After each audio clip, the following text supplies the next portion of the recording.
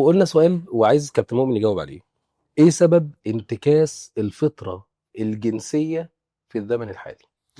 لان من اهم ادوات السيطرة عليك من بره ان انا افسدك جنسيا. يا سلام. اصور لك مفهوم الجنس بره الاطار الفطري ليه.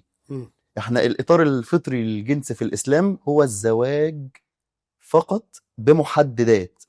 لما اديك بقى ثقافة من بره واقول لك على فكرة هو انت الجنس مش مضطر تدخله في اطار الزواج، لا انت ممكن تعمله بره الزواج مصيبة بدون التزامات. مصيبة. فاهم حاجة تانية؟ ده فرع هنتكلم فيه، فرع التاني انت العملية الجنسية ما تعملهاش بالشكل التقليدي، ده في طرق تانية بتقدر تتبسط بيها وتقدر تتفرج عليها وتشوفها. هو ده اللي انا كنت ده بوظ لنا الدنيا كلها. أحسنت. الافلام الجنسية والمواقع الاباحية هي سبب انتكاسة الشباب الجنسي. ده حقيقي. يا سلام. ده حقيقي.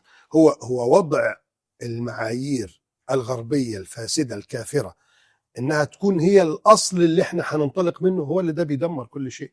تتصور لو انت جيت لطلبه موجودين الان في مدرسه قلت لهم ايه ده اللي بتعملوه؟ التعليم ده غلط اصلا، شيلوا الكتب والكلام ده، في طريقه جديده للتعليم، التعليم من خلال اجهزه الليزر، كل واحد يمسك جهاز ليزر ونصور على السبوره، فانت بتبدا تدخل له مدخلات مختلفه.